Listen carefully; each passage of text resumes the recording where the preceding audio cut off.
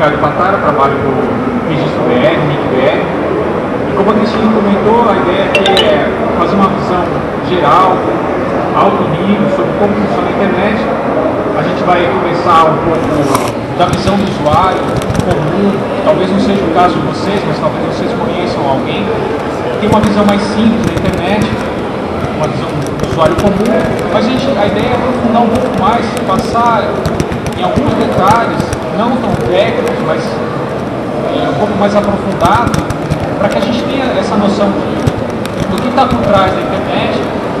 E a ideia, com essa informação, talvez facilitar um pouco a vida de vocês para identificar problemas no dia a dia. Talvez vocês estejam estudando na universidade, essas informações podem ser úteis para vocês, e também na área profissional.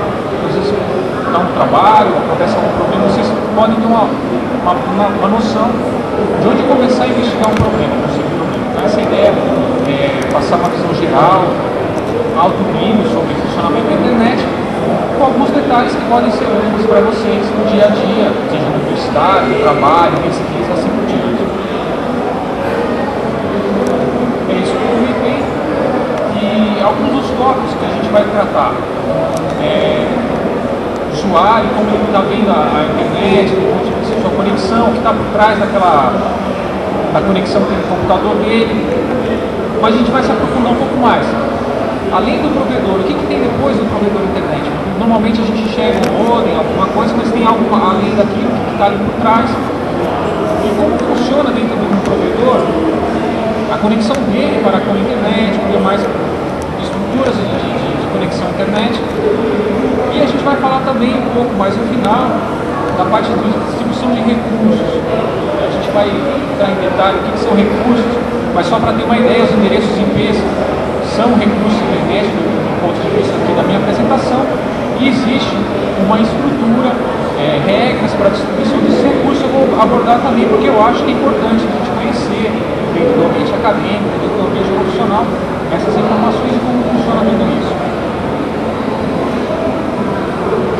Só uma introdução, aqui a gente está com outros palestrantes do NIC BR, do CGI-BR, talvez vocês já tenham tido a oportunidade de ver um pouco de informação sobre o que é o NIC BR, o CGI-BR, mas eu vou tratar aqui de forma bem rápida. É uma entidade civil, sem fins lucrativos, formada em 2005, e os principais serviços que ela tem. O mais conhecido, com certeza, é o registro de domínios, dentro do CCLD, do countpost.br, tudo que termina em .br, ele é feito através do registro BR. Esse é o serviço mais conhecido. E não sei se vocês tiveram a sorte, mas dentro de algumas mochilas aqui, os participantes tinham voucher no cupom para registrar um domínio .br grátis por um ano. Se vocês não tiverem, dá uma passada no stand do NIC BR, vocês têm como pegar esse voucher lá e registrar um domínio dentro do .br grátis por um ano. Conhecer, testar e utilizar isso daí. É uma promoção do NIC BR. Um outro serviço que a gente tem é a parte de distribuição de recursos de internet. Isso aí vai estar um pouco mais claro durante a apresentação, o que é isso e como funciona dentro do Brasil.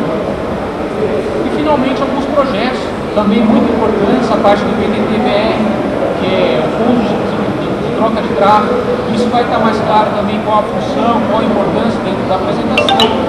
A parte de sincronização de servidores em termos de tempo. O Heitor e o Pedro que falaram antes, tocaram nesse assunto, falaram qual a importância disso, manter os servidores, principalmente os servidores, o tempo sincronizado. Um dos pontos principais nisso é em acompanhamento de incidentes de segurança. Imagine o seguinte, você tem um incidente de segurança na sua rede, mas que não está relacionado somente à sua rede. Talvez ele foi utilizado para atacar outros sites, ou veio de outros sites. Você quer correlacionar logs, e nesse momento ter um tempo sincronizado é de extrema importância. Então é um exemplo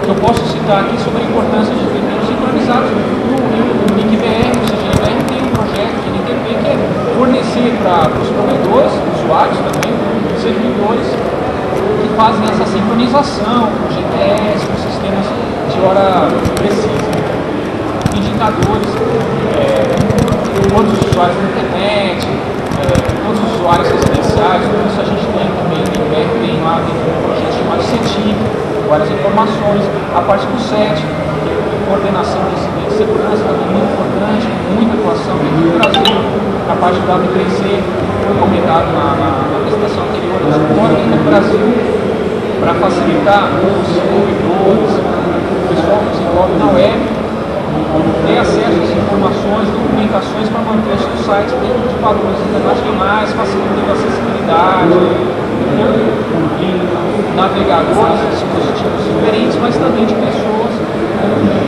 dificuldades visuais. Respeitando esses padrões, com certeza esse pessoal vai ter muito mais fácil acesso às informações. Feita essa introdução, eu falei aqui só que é a empresa que a gente trabalha, e vamos agora para a parte principal, que é como funciona a internet. Um conceito básico que é importante a gente comentar é que a internet é formada de redes, né? Inicialmente, o projeto inicial dessa rede, chamada hoje internet, que a gente conhece, que é bem usual, bem comum, ela surgiu dentro de universidades, instituições de pesquisa nos Estados Unidos, com o apoio do Departamento de Defesa, de criar mecanismos de comunicação que fossem resistentes a catástrofes. Né? A gente tem um sistema de telefonia que possivelmente seria afetado facilmente por guerras, esse tipo de coisa, teria alternativas a esse sistema de comunicação. E a ideia era ter uma rede resiliente, aberta, que pudesse sobreviver a catástrofes.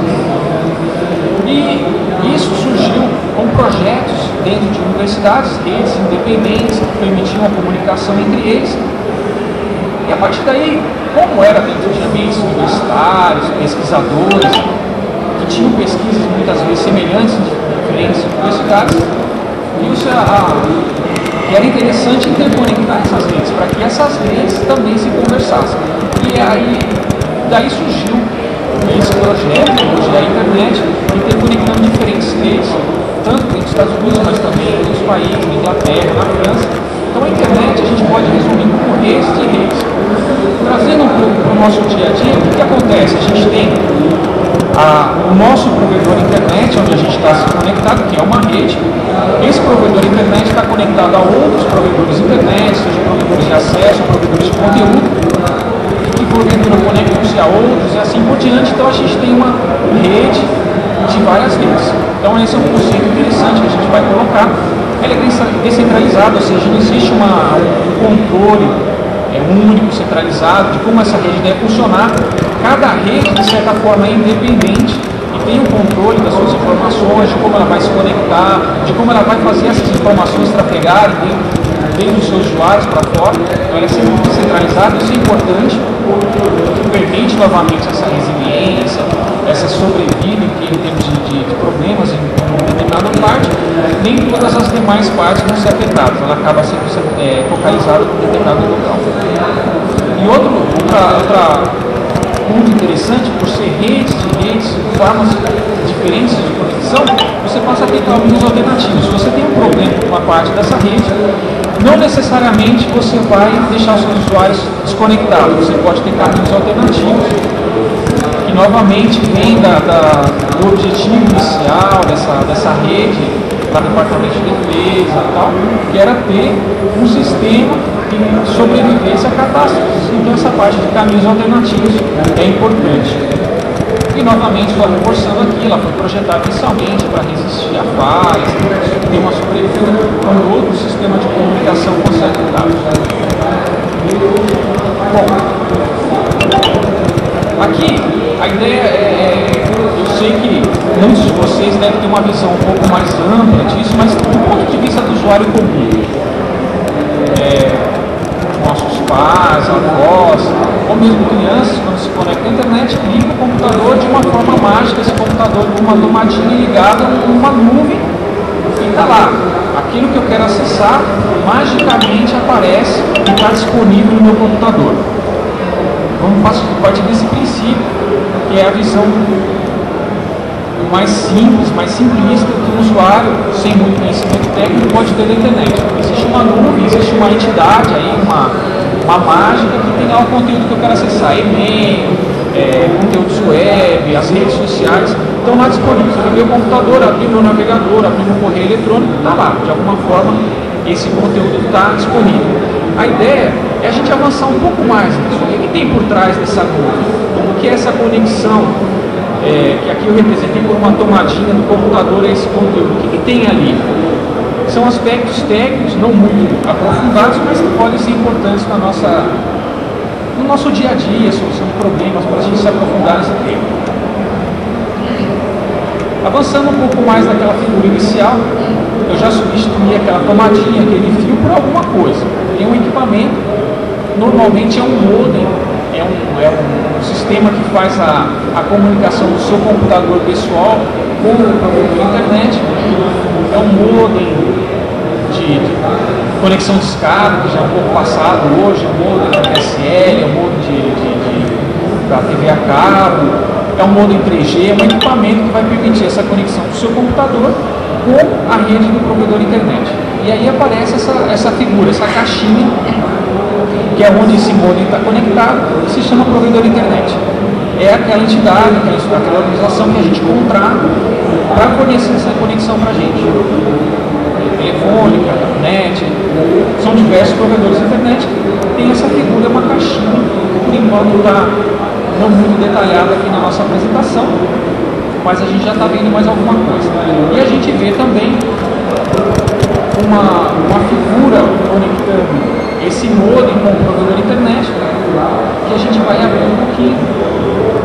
Essa figura é um fio, normalmente é um cabo da telefonia, é um cabo da TV a cabo, ou até um meio físico sem fio, que é o 3G, o Wi-Fi, e que ele pode ser dividido em duas partes. Nós temos ali a camada física, que é o fio, ou mesmo a parte de rede sem fio, embora não seja algo físico, no sentido que a gente pode tocar, ele tem uma camada física, representando como é feita a comunicação em termos mais em bits, do seu modem para aquele provedor de internet. E a gente tem uma outra parte que faz a camada lógica, a organização desses bits em pacotes, como manter essa conexão ativa do seu computador, do sistema operacional do seu computador com o sistema, os servidores que estão dentro dessa caixinha que é o provedor da internet, e ele é responsável por várias coisas. Por exemplo, essa parte física geralmente ela fornece um endereço IP para o seu computador. Isso é um ponto importante que a gente vai falar um pouco mais para frente, o endereço IP do seu computador. O mais comumente que a gente tem hoje em dia é o endereço IP versão 4. A gente tem falado muito, tem aparecido aí na mídia, no Twitter, na parte do IPv6 que está sendo fornecida aqui na Campus Party. É uma iniciativa muito importante, mas normalmente hoje, no dia a dia, a gente recebe um IP que é da versão 4 ainda, e a gente vai falar um pouquinho mais para frente quais são as diferenças e preocupações quanto a isso. Mas voltando aqui, existe uma parte lógica nessa conexão, que antigamente era só aquele fiozinho tomado, que é responsável por essa parte de colocar no seu computador, configurar no seu computador o IP, que é um identificador único, importante para essa conexão nessa rede de redes que a gente comentou no início. Mas tem outra parte também, ela faz esse transporte das informações, aquela solicitação que o seu computador faz para acessar uma página web ou para trazer os e-mails para você no seu computador, ela tem que ser organizada. Aqueles pacotes, aqueles bits, eles têm que ter algum significado, e tudo isso é feito pela parte lógica. E aí eu coloco aqui duas siglas, TCP e UDP, que são dois protocolos que fazem esse transporte, fazem essa organização das informações dentro dessa camada lógica, que é a conexão que tem dentro da sua conexão do computador com a internet. E na parte física, aí é um pouco mais simples, a gente muitas vezes vê essa conexão, que é aquele cabo que liga na parte da telefonia, ou é aquele cabo que liga na TV a cabo, ou mesmo o modem 3G, ou a internet. Muitas vezes você tem uma conexão à internet, é a parte física, que ali são detalhes um pouco mais elétricos, eletrônicos, na parte de organização desses sinais elétricos, ondas, pulsos, etc., que a gente não vai entrar muito em detalhe, mas é importante ter essa separação entre parte lógica e física. Por quê? Essa independência, essa separação é um fator muito importante que facilitou a implementação, o sucesso da internet. Porque imagina o seguinte, se a gente tivesse uma rede lá no início do desenvolvimento da internet, que ela fosse muito atrelada ao meio físico. Imagine que a internet surgiu nos anos 60, 70, o meio físico utilizado naquela época não necessariamente a gente utiliza hoje. Houve progresso na parte tecnológica, e se houvesse essa atrelação do que é o meio lógico, daquela parte de transporte, organização dos bits, com o meio físico, talvez a internet não tivesse tido um sucesso, um êxito tão grande como a gente vê hoje. Então tem essa separação. Por quê? Você pode mexer no meio físico, colocar meios mais rápidos, diferenciados, seja a parte física, cabo, seja a parte sem fio, e ter toda a parte lógica independente. Então você permite o progresso da parte lógica, aumentando da parte física, aumentando a velocidade, mudando os tipos de conexão, e mantendo toda a parte do sistema operacional, toda a parte de transporte, a organização dessas informações, serviços que dependem dessa parte lógica, sem se preocupar com a mudança da parte física. Então, essa parte é muito interessante, né? A gente tem essa visão de que aquela conexão internet nossa, do modem com o provedor de internet, ela pode ser dividida. Facilita também a identificação de problema. Muitas vezes o problema não é na parte física. Na parte física está ok. O nosso modem está lá com as luzes piscando e tal, mas mesmo assim a gente não tem conexão à internet. Pode ser na parte lógica. Pode ser que o servidor responsável lá no provedor para falar qual que é o endereço IP para você se conectar falhou. Você não recebeu esse endereço IP e não consegue se conectar. A parte física está ok, o seu cabo está intacto, os modems estão piscando lá, as luzinhas, está tudo ok, só que você não consegue ter internet, porque talvez seja na outra parte lógica que tem essa separação, e é importante a gente ter essa noção. Eu não vou entrar muito em detalhe, mas eu quis só comentar que existe essa separação, existe essa diferenciação.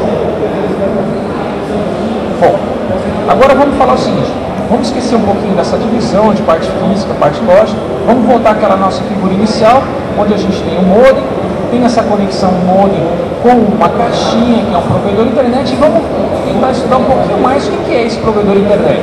Não é só aquela instituição que a gente paga a nossa conta, que provê aquele acesso físico para a gente, mas tem uma infraestrutura lá dentro, que é importante a gente conhecer um pouquinho. Então vamos abrir essa caixinha. O provedor de internet já não é mais uma caixinha. Ele tem uma infraestrutura, ele tem uma nuvem lá dentro, de equipamentos, de conexões que, no nosso objetivo aqui, a gente vai explorar um pouquinho mais isso daí, porque aí a gente já começa a ver, não mais como um usuário comum, um usuário que tem uma simples da internet, mas passa a ver algo mais. O que está lá dentro daquela nuvem, que a gente continua vendo aquela nuvem ali com o nosso conteúdo, com o nosso e-mail, eu mantive ela intacta lá, a gente vai falar um pouquinho dela mais pra frente. Mas aquela caixinha que era o provedor de internet e já tem mais detalhes, já tem mais informação do que temos ali. Normalmente, a gente tem aqui um equipamento que comumente é chamado de agregador, que recebe a nossa conexão física desde casa. É agregador porque ele recebe várias conexões físicas e lógicas também, ele também faz alguma parte lógica, ele faz alocação de endereço, ele faz alguns controles, ele agrega vários usuários antes de colocar o tráfego desses usuários dentro da nuvem do provedor e passar para outros equipamentos. Esse agregador ele tem algumas funções: controlar, tarifar o usuário, controlar quanto tempo ele está conectado, fazer a alocação de endereço IP, e muitas vezes ele tem o tipo de assinatura internet, você tem controle de quantidade de pacotes, quantidade de informação que você pode trafegar por mês. Esse carinha também faz esse tipo de controle. Mas além disso, a gente já começa a ver outros equipamentos dentro dessa rede, que são chamados roteadores. A gente vai ter uma visão simplista, um pouco mais detalhada, mas ainda simplista da infraestrutura. Mas a gente tem esses equipamentos dentro do provedor de internet, que são roteadores. Qual que é a principal função desse equipamento? É rotear o tráfego, ou seja, encaminhar o tráfego que chega numa ponta para outra ponta, até que aquela informação que saiu aqui da casa do usuário chegue no conteúdo. Então, como eu comentei no início, há meios alternativos. Muitas vezes, dependendo da infraestrutura do provedor, você tem mais um caminho, mais uma forma de chegar até aquele conteúdo. Isso é importante. A maioria dos provedores pensa nisso justamente para evitar falhas, evitar interrupções no serviço dos seus usuários. Então ele pensa em infraestruturas redundantes, infraestrutura com caminhos alternativos. Então nós temos aqui esse equipamento que a principal função dele é pegar um tráfego, um fluxo de informação que chega por um lado e encaminhar para o outro. Como é que ele sabe essa informação? A gente vai ver um pouquinho mais para frente, mas eu vou adiantar rapidamente. Esse roteador tem outra função. Ele mantém em memória uma tabela de endereços, uma tabela de caminhos. Então, por exemplo, quando chega uma solicitação do usuário para uma ponta, olha, eu quero mandar esse pacote, esse conjunto de informações para um servidor na internet, esse pacote, ele tem uma informação nele que indica qual o endereço destino desse pacote, ou seja, onde que está aquele servidor que eu quero acessar. Então, esse endereço destino, ele está dentro do pacote. Uma das funções do roteador é olhar essa informação, consultar a tabela de endereços que ele tem, a tabela de roteamento que ele tem e decidir qual o caminho a ser seguido por esse pacote para chegar naquele destino. Esse caminho pode ser vários aqui, mas ele vai calcular isso, qual a melhor forma, o caminho mais rápido, o caminho mais eficiente. Tem vários algoritmos que decidem isso, mas tem essa informação dentro do roteador e está aí uma função dele, encaminhar o pacote. E como ele encaminha? Ele consulta essa tabela e toma essa decisão de acordo com o endereço, o destino, aonde está aquelas informações que eu quero acessar. E nós vamos começar a dar um pouco mais de informação também, detalhes em nomes, siglas, que são importantes no nosso dia a dia e que também a gente vai fazer alguma referência mais para frente da nossa apresentação. Então aqui a gente já tem a primeira sigla, Sistema Autônomo. E esse Sistema Autônomo ele pode ser identificado, ele precisa dessa identificação por um código que se chama ASN, do inglês Autonomous System Number, ou seja, um número que identifica aquele sistema autônomo. Por que esse sistema, dá esse nome, Sistema Autônomo?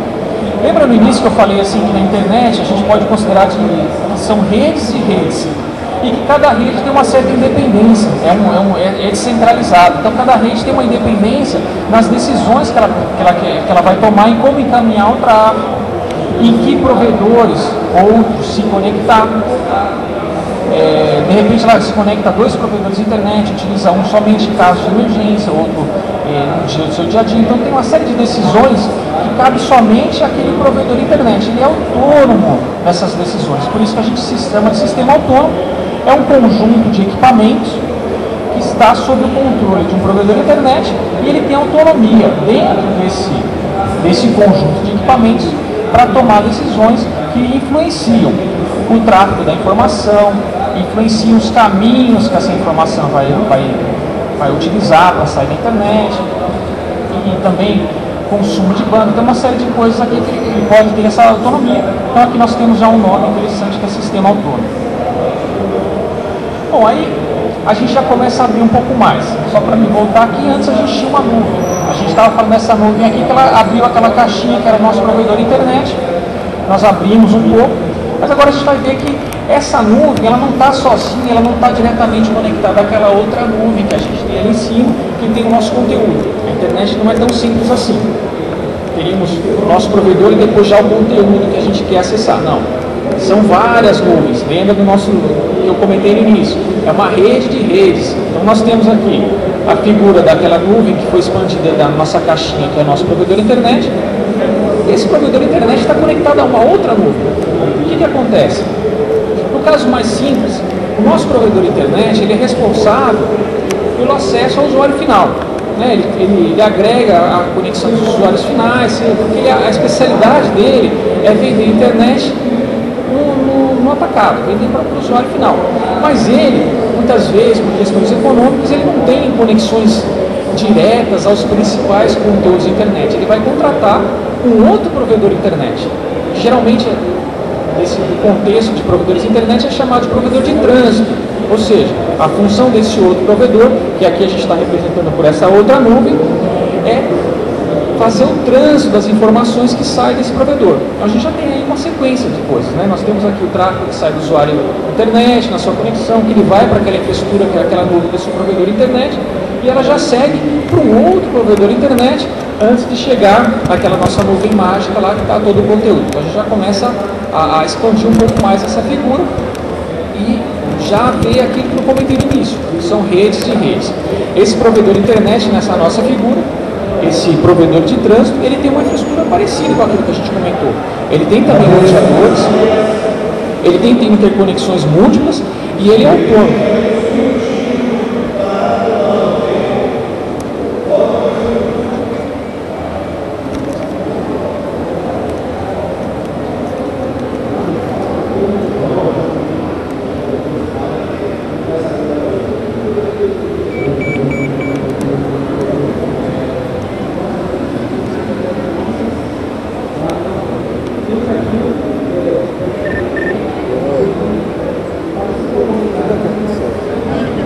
Pessoal, o pessoal da organização pediu 1 minuto de silêncio pelas vítimas do Rio, então a gente vai coordenar com o resto do pessoal ao meio-dia, tá? Daí a gente retoma a palestra do Batara. Tá meio disponível, tô longe dele, o cara tá dormindo. Arregou ontem, de virar madrugada de novo.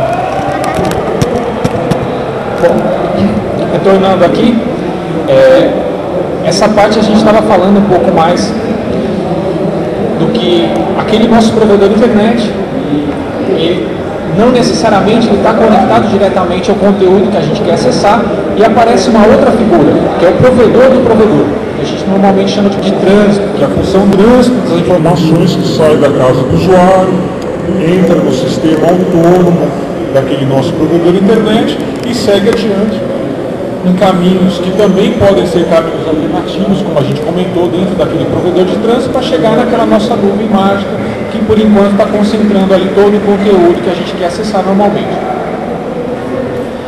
E aí, aquelas informações que eu passei, nós temos ali o provedor de acesso, a função dele é providenciar de alguma forma o acesso até o usuário final, dentro da casa dele, e nós temos uma outra figura que normalmente é conhecida de provedor de trânsito, que a função dele, pela sua infraestrutura, pela sua capacidade de conexão à internet, é conectar provedores menores a outras redes e ao conteúdo, que nesse caso está magicamente concentrado em uma nuvem. Aí a gente já começa a expandir um pouco mais essa nossa figura. Então, a gente já colocou aqui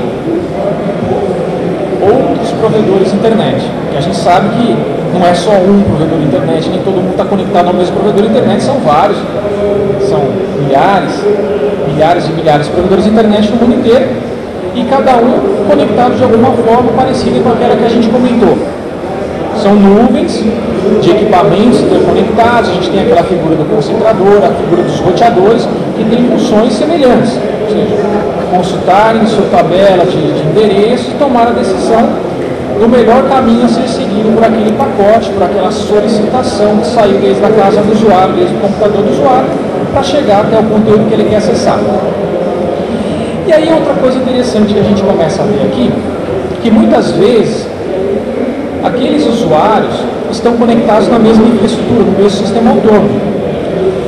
E a gente sabe também que é muito comum, hoje em dia, que o conteúdo já não está mais centralizado em servidores. Normalmente, o que a gente tinha anteriormente, que eram provedores de conteúdo, sites de notícias, de informações, ou mesmo redes sociais, que não é uma realidade, concentrados em grandes corporações e ali com suas infraestruturas, data centers, conexões de grandes capacidades, ali estaria o conteúdo. Mas a realidade mudou. A gente tem conexões ponto a ponto, peer-to-peer, onde o conteúdo que você quer acessar não necessariamente está num provedor, num data center, mas pode estar na casa do outro usuário, do seu amigo, do seu primo, que pode estar conectado com outro provedor diferente do seu. Essa informação vai ser importante. Por que a gente vê? Muitas vezes aquela solicitação que sai do seu primo, do seu vizinho, ela trafega por diferentes infraestruturas até chegar num outro computador que tem o conteúdo que você quer acessar. Essa informação é importante. Isso aí mantenha em mente que a gente vai falar um pouquinho mais para frente, para ter essa ideia, que nem sempre o conteúdo está numa nuvem bem conectada, no data center, outra nuvem diferente da sua, fazendo com que aquela solicitação que você fez trafegue por uma nuvem do seu provedor, trafegue por de outros provedores até chegar aonde você quer acessar. E isso implica em quê? Em tempo para obter essa informação, em disponibilidade. Muitas vezes aquele conteúdo que você quer acessar não está disponível por problemas na conexão ou por caminhos muito longos que ele tem que atravessar, e aquele caminho muitas vezes sofreu algum problema, está distante de você, não está no seu provedor, não está no provedor dele, está fora um pouco do seu controle. Aí a gente começa a abrir um pouco mais essa nuvem, aquelas nuvens que a gente tinha. Vocês vão perceber agora, até então eu tinha mostrado o conteúdo concentrado de forma mágica numa nuvem só. A gente vai ver que não é assim. O conteúdo está espalhado. Não é somente um provedor, um local que provê todo aquele seu conteúdo, com e-mail, com vídeos, com redes sociais. Isso aí está espalhado, ou seja, são infraestruturas de provedores de conteúdo, data centers diferentes, com conexões diferentes, conectados a provedores de trânsito diferentes, espalhados no mundo, que vão ter o seu conteúdo. E aí a gente já começa a complicar um pouquinho mais. A gente coloca outras nuvens, outros provedores de trânsito, e a gente vê aqui que tem conexões múltiplas. Voltando novamente àquilo que eu tinha comentado, são redes de redes e caminhos redundantes, caminhos alternativos, buscando o quê? A disponibilidade, o serviço, redundância, resiliência. Então a internet ela tem essa característica até hoje e é o que permite o sucesso dela. A gente mantém essa ideia ainda de caminhos alternativos, de alta resiliência, que permite que os conteúdos estejam a maior parte do tempo disponíveis quando a gente quer acessar. Então a gente já complica um pouquinho mais aqui. E a gente vê em conexões entre sistemas autônomos criando caminhos alternativos. E aquilo que eu tinha comentado no início, a gente tem uma figura dentro desses sistemas autônomos, desses provedores, dos roteadores. E eu comentei com você, uma das principais funções desse roteador é pegar aquela informação, aquela solicitação que chega desde do computador do usuário final e tomar uma decisão qual o melhor caminho para chegar até o conteúdo que esse usuário quer comentar. Ele faz isso como? Ele mantém em memória, ele é um computador, nada mais do que isso, um computador específico, mas ele é um computador, ele mantém em sua memória informações sobre quais caminhos eu devo tomar. Um exemplo muito simplista aqui, vamos pegar esse equipamento aqui que a gente chamou, ele está dentro de um AS. Lembra que eu falei que os AS, os sistemas autônomos, ele tem uma identificação, o ASN, Autonomous System Number. Então a gente está representando aqui como sendo o AS, identificado com uma letra X, na verdade são números que representam os Autonomous System. E esse Autonomous System, esse roteador, esse Autonomous System, ele tem uma tabelinha ali com o endereço. Eu substituí os números por letras também, os endereços IP são números, né, separados por pontos, mas eu substituí por letra para facilitar. E ele tem aqui uma informação falando o seguinte, que a rede, nesse caso é uma representação de rede, A, B, C, D, barra 24, esse barra 24 representa a quantidade de endereços que tem dentro dessa rede, ele sabe que ele tem que tomar esse caminho aqui indicado por essa flecha. Então, ou seja, sempre que chegar um pacote, uma requisição, uma solicitação vinda do usuário, do computador do usuário final para esse roteador, e fala o seguinte, olha, eu quero chegar ao servidor, ao conteúdo que usa o endereço dessa rede, esse roteador já sabe qual o caminho que ele tem que tomar. Por essa informação, por esse caminho aqui, e mais para frente outros equipamentos vão ter informações mais detalhadas até chegar a esse conteúdo. E a mesma coisa aqui, e aqui a gente tem um pouquinho mais de detalhe. Lembra que eu falei que a gente tem provedores de trânsito, a gente tem provedores de acesso, provedores de trânsito que normalmente dão acesso a outros provedores. Então a tabela de informações desse provedor de trânsito é um pouco maior, né? Vocês vão ver aqui que ele tem informações que eram concentradas, que tinham vindo desse provedor, então a tabelinha dele já é um pouco maior. Então, esses provedores de trânsito, eles são de quê? De equipamentos maiores, com mais memória, com mais capacidade, porque eles concentram grandes conteúdos de tráfego, eles concentram grandes conteúdos de conexões, eles precisam de uma estrutura melhor, e geralmente os provedores de trânsito têm essa especificidade de ter equipamentos melhores, melhor segurança dentro dele para suportar todo esse volume de informações. Bom, uma outra informação, uma outra sigla que a gente utiliza muito no meio dos provedores de internet é BGP, significa Border Gateway Protocol, que é o protocolo, os códigos utilizados para a troca de informações. A gente viu aqui que esse provedor de trânsito, ou os equipamentos desse provedor de trânsito, ele tem algumas informações que ele adquiriu, ou ele aprendeu, ele recebeu de outros dos seus clientes. E como é feito esse aprendizado? Utilizando esse protocolo, o protocolo de roteamento, BGP, que permite a troca de informações, nesse caso informações de roteamento, quais são os endereços alcançáveis através de cada provedor, entre os Autonomous Systems. E lembra que eu comentei também, logo no início, por que a gente chama de sistema autônomo? Eles têm autonomia para a decisão para as decisões de troca. Basicamente praticado por configurações que você faz nesse protocolo de roteamento, que é o BGP.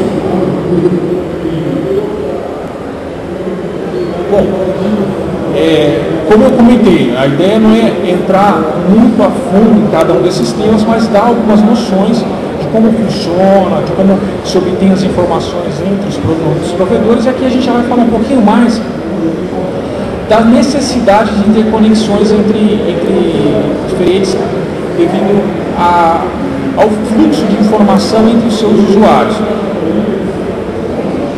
Lembra que é muito comum que aquele conteúdo que o usuário acessar não necessariamente está em data center, mas pode estar no computador de um outro usuário. Por causa das redes peer-to-peer, seja por causa de bate-papo, seja por causa de compartilhamento de arquivo, ou mesmo sites, blogs pessoais que muitas vezes a pessoa consegue hospedar dentro do seu computador. Então é muito comum que haja sim necessidade de comunicação entre usuários finais que muitas vezes estão conectados em provedores de internet diferentes. Quando está no mesmo provedor é fácil, né? Eu sei que aqui na minha solicitação não vai dar para um grande número de sistemas autônomos ou um grande número de equipamentos, porque ela está dentro do mesmo provedor de internet, a solicitação vai ficar por ali. Mas a gente sabe que não é assim. Muitas vezes o meu vizinho, que tem ele quer compartilhar um arquivo comigo, eu estou conectado em outro. Então a nossa comunicação não é direta, ela vai passar por provedores diferentes e pode chegar caso passe até em provedores localizados em outros países. Ou seja, meu vizinho está fisicamente ao meu lado, mas a nossa comunicação ela atravessa fronteiras, né? O meu provedor, ele contrata um provedor de trânsito que está fora do Brasil. Então, ou seja, a minha comunicação, minha solicitação, ela viaja até fora do país para chegar no meu vizinho fisicamente, tão próximo, mas tão distante virtualmente. Mas a gente tem casos também que às vezes aquele conteúdo que a gente quer acessar,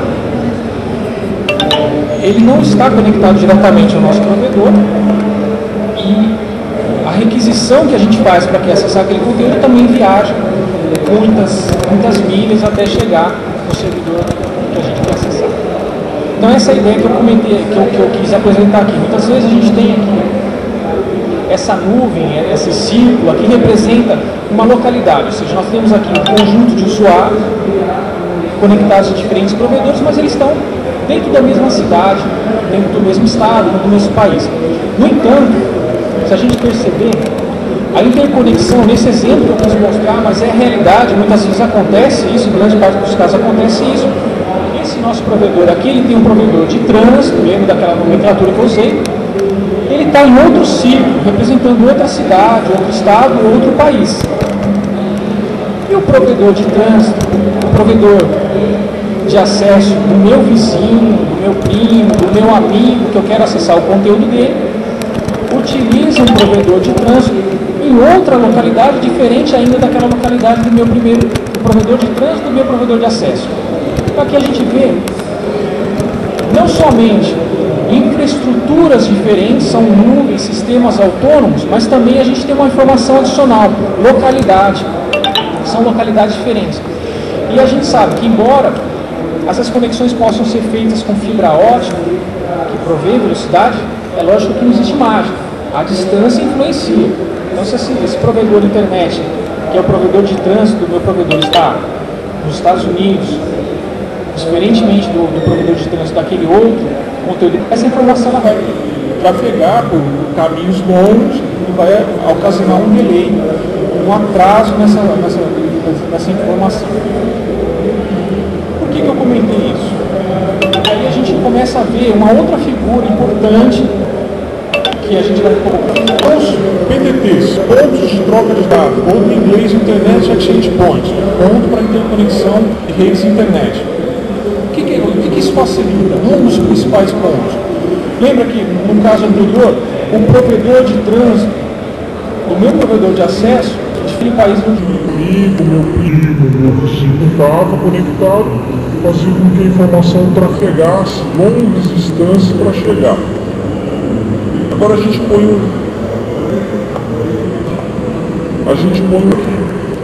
uma figura que permite a interconexão do meu provedor de acesso diretamente com o provedor de acesso do meu amigo. A gente não precisa mais fazer com que essa informação trafegue longas distâncias ou infraestruturas para alcançar o destino. A gente coloca aqui um atalho. Isso é muito importante. Por quê? Diminui a latência, o tempo desse pacote internet, dessa solicitação na internet, né, para chegar ao conteúdo, mas também aumenta o quê? A minha redundância, a minha disponibilidade do serviço, a resiliência desse serviço. O que acontece? Se por um acaso houver uma falha nessa conexão do provedor de acesso com o provedor de trânsito, eu ainda tenho um caminho alternativo para outros conteúdos, talvez não para toda a internet, mas para os conteúdos mais acessados pelos meus usuários, né? Eu posso ter acesso a conteúdos ponto a ponto, mas nesse outro exemplo aqui, essa interconexão é feita de um provedor de acesso com um provedor de conteúdo, que é essa nuvem aqui representada por umas figurinhas que são conteúdos normalmente acessados. Se houver um problema nessa conexão aqui, os meus usuários ainda continuam acessando, porque existe um atalho. Então a figura do ponto de troca de tráfego, do Internet Activity Point, é muito importante por isso. É aquilo que eu comentei. Aquela comunicação que anteriormente trafegava ao longo do caminho, ela pode ser mais rápida utilizando esse atalho. Bom,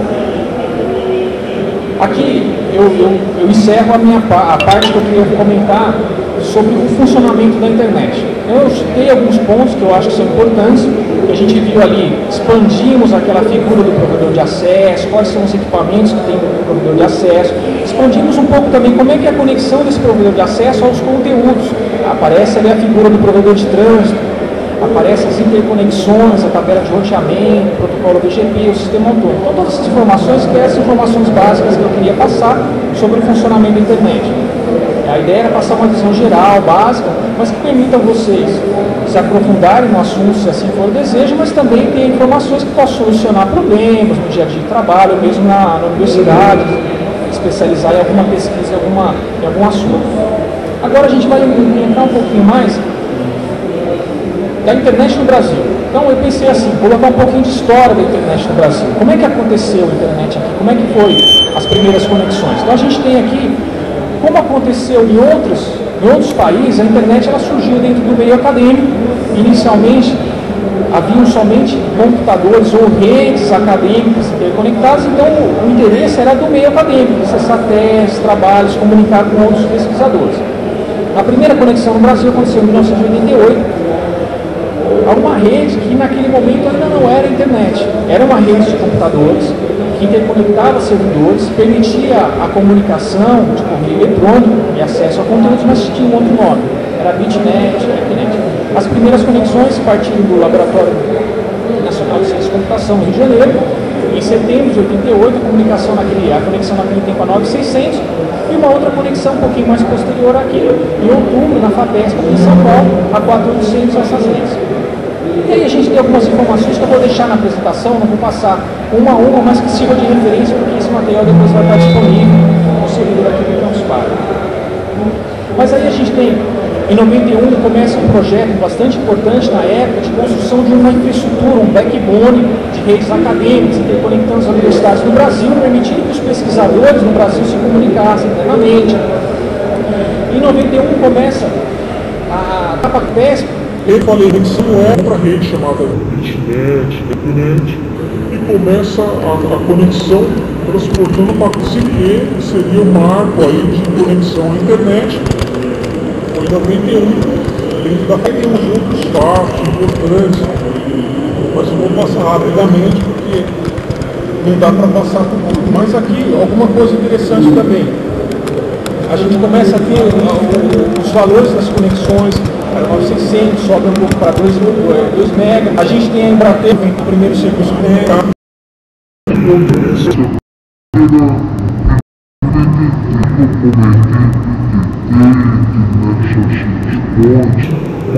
É um atalho, então nós temos um marco aqui em 97, dentro da FAPESP aparece o primeiro projeto para criar essa facilidade de ter conexão com provedores. A conexão internacional na época era 142 megabits dentro da Embratel. E o que nós temos hoje? Nós temos aproximadamente sistemas autônomos. Lembra dos sistemas autônomos? Tem um Autonomous System. Então a gente tem aproximadamente 1000 números identificadores de sistemas autônomos alocados dentro do Brasil.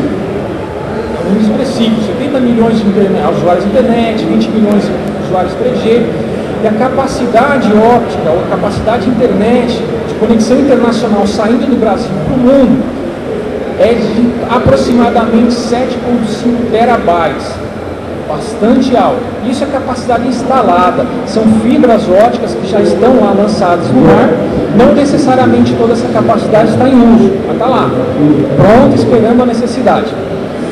E muitos provedores de internet. No início da internet comercial a gente tinha principalmente a figura da Embratel. Hoje é diferente, a gente tem vários provedores de internet que têm a capacidade de levar o tráfego do usuário até a internet mundial, nos Estados Unidos, na Europa e nos países da região. E aí, eu vou falar um pouquinho mais sobre o PTT. Comentei que em 97 surgiu o primeiro PTT dentro da FAPESP e esse projeto cresceu. E hoje a gente tem um outro projeto que se chama, tem um outro nome, PTT Metro, ele é bancado pelo comitê gestor, lá que eu comentei no serviço que o comitê gestor pinga, um deles era o PTT. É um projeto, e a grande beleza desse projeto, desse PTT, que esse ponto de interconexão ele não é mais centralizado. Normalmente, um ponto de conexão é um local físico, você tem equipamentos que permitem a interconexão dos provedores. Só que se esse ponto físico ele for distante de um determinado provedor, ele paga caro para chegar para lá. Esse projeto PTT Metro ele possibilitou ter vários pontos de interconexão, são distribuídos. Então, eu como provedor de internet, eu vou naquele ponto que está mais próximo à minha infraestrutura e vou pagar menos para essa conexão física. E todos eles são a mesma matriz de comunicação. Então, não importa se eu estou conectado no ponto A e o outro provedor está no ponto B, é como se fosse o mesmo ponto, porque existem protocolos de comunicação no nível físico que permitem essa interconexão como se fosse tudo o mesmo local. A primeira localidade que começou com esse projeto foi em São Paulo. Então, 4 pontos distribuídos que permitiam uma conexão aquele ponto que fosse mais próximo, e hoje são 20. E esse aqui é mais ou menos o que tem hoje em São Paulo. São esses aqui, esses quadradinhos representam cada ponto de interconexão, e essas cores, o volume de tráfego trocado entre eles, porque é como se fosse o mesmo ponto de interconexão, tudo fosse a mesma caixinha, mas usuários se comunicando entre eles.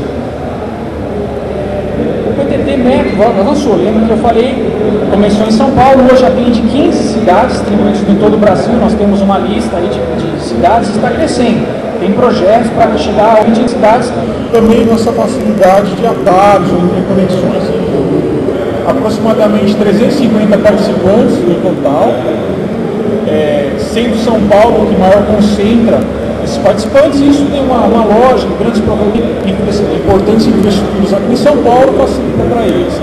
E a variedade aí de provedores, de entidades conectadas, provedores de acesso, conteúdo de universidades, órgãos do governo. E o tráfego agregado bruto, ou seja, somando tudo que já trafega por todos esses pontos, chega na faixa de 6 petabytes. Aqui um gráfico mostrando mais ou menos como é que é o volume, somando todos os pontos do Brasil. Então tem picos de 40 gigabytes sendo trocado em usuários, ou seja, 40 gigabytes de tráfego que antes, de alguma forma, iam para toda aquela infraestrutura de nuvens, a internet está utilizando agora um atalho, sendo mais rápido, mais confiante para aqueles usuários. E aí, mais ou menos como tem crescido o tráfego durante os anos, ele tem dobrado a cada ano. Por quê? Maior número de participantes, maior número de localidades. E bom, aí tem alguns projetos, a parte do PV6, ele está fomentando, permitindo o tráfego de internet PV6 para os usuários que ali se conectam. Vou passar rapidamente, porque tem um outro ponto que eu queria tocar, que é um outro serviço do RegistPR, do IPR, que é a alocação de recursos de numeração. Lembra que lá no início eu falei disso de numeração? Basicamente endereços IPs e Autonomous System Numbers, são aquelas identificações dos sistemas autônomos, é um serviço que o RegistPR faz, e ele tem que ser único, não pode haver colisão de números, ou seja, o meu computador conectado à internet ele tem que ter um número único diferente do outro computador, não pode haver colisão. Se eu mando um pedido e eu vou obter a resposta, essa resposta tem que vir para mim, tem que ser o meu endereço. E se houver dois utilizando o mesmo endereço, esse pacote pode chegar para a pessoa que não foi aquela originalmente solicitante. Então ele tem que ter uma organização. Essa organização ela tem uma distribuição hierárquica, existem organismos na internet mundial que fazem tudo isso. Então aqui a gente vê mais ou menos essa distribuição hierárquica. Nós temos uma figura central que se chama IANA, ela controla todos os recursos ainda não alocados. Essa entidade ela distribui para uma outra entidade chamada Registros Regionais, e aqui no caso, na nossa região, nós temos uma entidade que se chama LACNIC, que distribui esses recursos dentro da região da América Latina e do Caribe. E no caso do Brasil, nós temos um outro que se chama National Internet Registry, ou seja, um registro, é uma entidade que faz a distribuição desses recursos dentro do país, que depois distribui esse conjunto aos provedores de internet para que esses, dentro dos seus sistemas de distribuição, passem o endereço individual para aquele usuário que lembra aquela figura inicial que a gente tinha, que era aquele computador que recebia o endereço IP para se conectar à internet. Então essa hierarquia existe, é importante a gente conhecer. As regras para a distribuição desses recursos, elas de certa forma são comuns, porque as necessidades também dos provedores são comuns, não importando a região. E aqui, rapidamente, é um processo aberto, participativo, democrático. Eu vou passar rapidamente. E tem um custo também, porque tudo isso é para manter serviços de informação desses recursos, de DNS, também tem uma parte de DNS dos recursos internet. E eu queria chegar nessa parte, de atualidades. Como o Pedro comentou na palestra anterior, a parte de endereço versão 4, que é a versão que a gente utiliza normalmente, está acabando, né? Porque ela é um espaço finito, tinha 32 bits, está chegando ao final.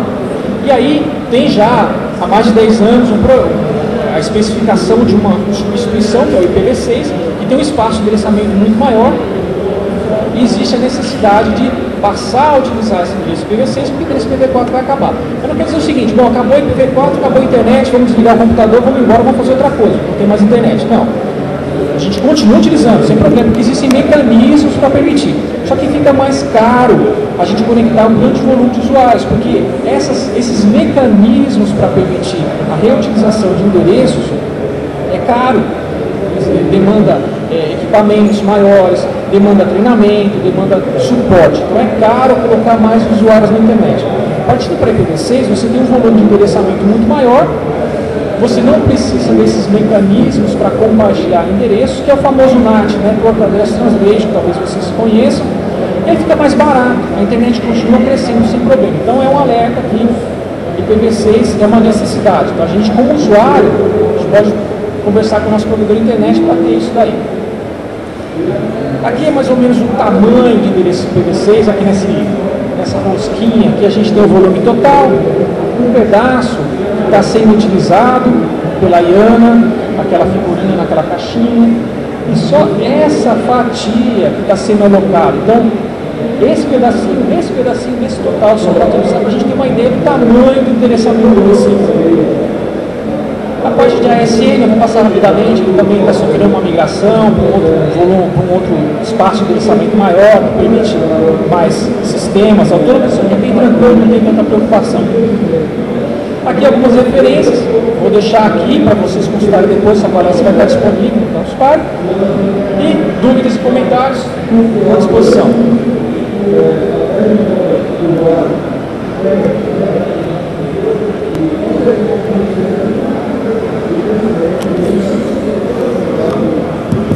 Só rapidamente comentários, há uma hora a gente vai ter uma palestra importante aqui do Steve Crocker, que é uma pessoa importante na história da internet, como referência, a pessoa que publicou o primeiro documento, que uma série de referências, que é chamada RFC, da IETF, que é um órgão que cria esses documentos. O IPv6 é um conjunto de documentos criados pela IETF.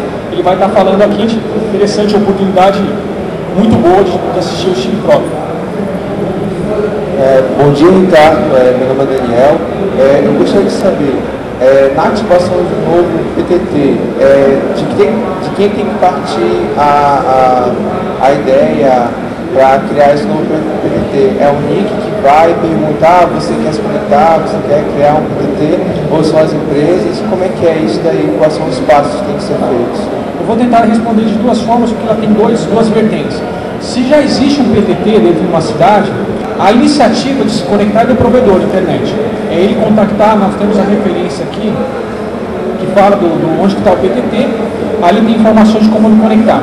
Se não existe o PTT numa determinada cidade, aí um conjunto de provedores daquela cidade que querem criar esse atalho e facilitar a comunicação entre os seus usuários, deve contactar o Comitê Gestor, o Registro BR, o CEP, nesse caso que é o líder desse projeto, o nome que dá para esse projeto, para solicitar um estudo de viabilidade de criar um PTT dentro daquela cidade.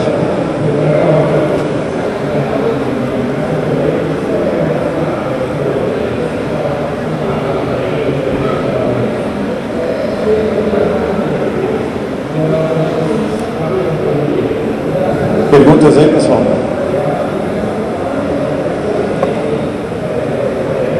Eu tenho uma pergunta. Quem já usou IPv6 aí na rede? Teve alguma experiência legal?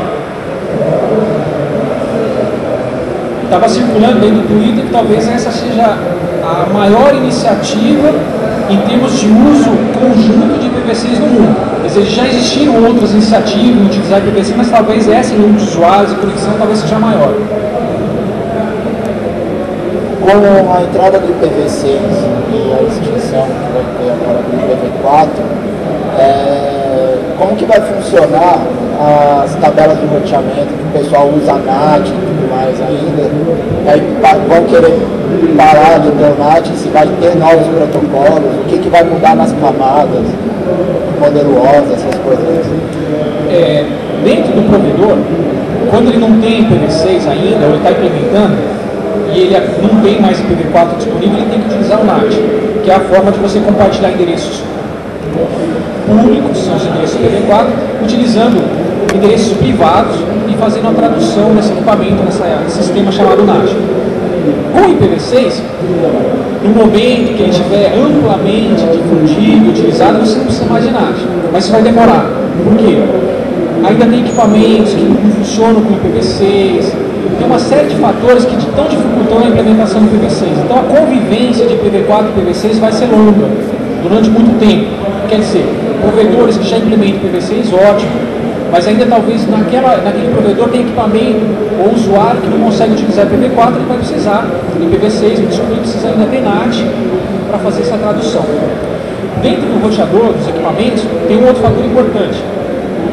Como IPv4 e IPv6 ele vai conviver durante muito tempo, esses equipamentos eles vão ter que ter uma tabela duplicada. Ele vai ter que ter lá informações de como alcançar aquelas redes que ainda utilizam IPv4, mas também endereço IPv6.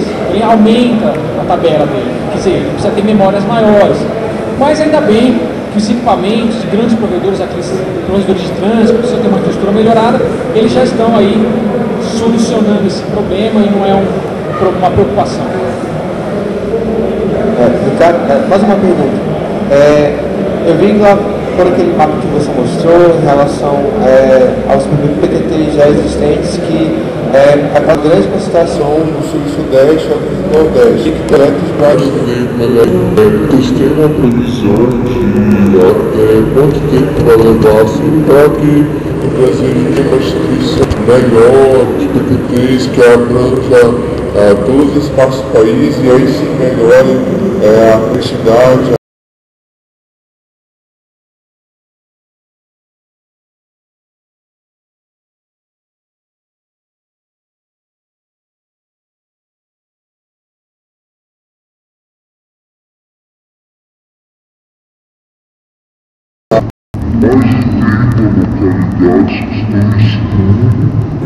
Ali tem mais informação.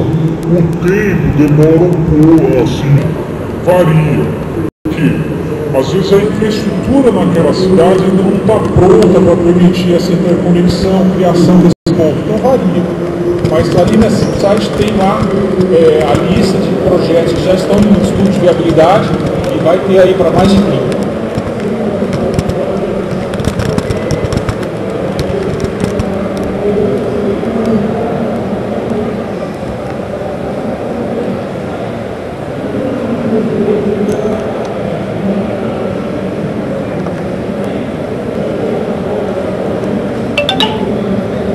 Mais alguma pergunta, pessoal?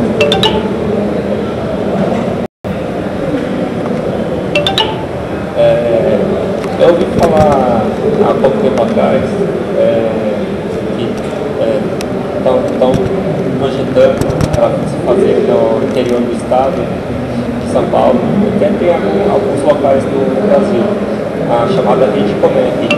Ele está querendo isso deles. Acho que o Nick, ele, não sei se é entidade para ter ligações ótimas em algumas cidades para poder aumentar o fluxo de informação. Eu queria que você explicasse um pouco sobre esse projeto. O Milton, que ajuda a universidade. É o seguinte, a Rede Comep é uma rede por iniciativa da Rede Nacional de Pesquisa, a RNP, e ela iniciou no caso de a RNP atende através do seu backbone. Ela está integrada, né? Então, só para ter uma ideia, no PTT de São Paulo, o ponto da USP faz parte da Rede Comep, assim como o prédio do NIC faz parte da Rede Comep da cidade de São Paulo. Essa interligação entre a Rede Comep vai se dar em vários tipos de dados.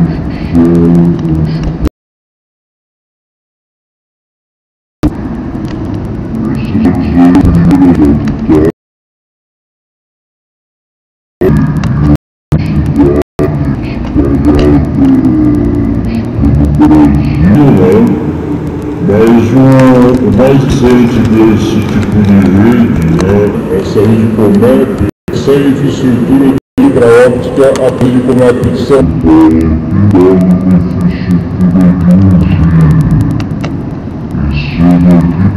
queremos passar essa sua necessidade.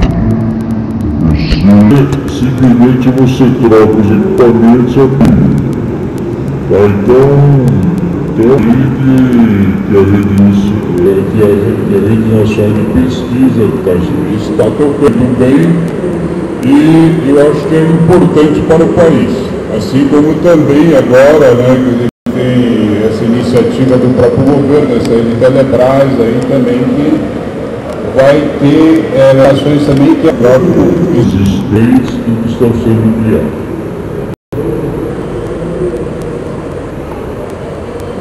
As perguntas?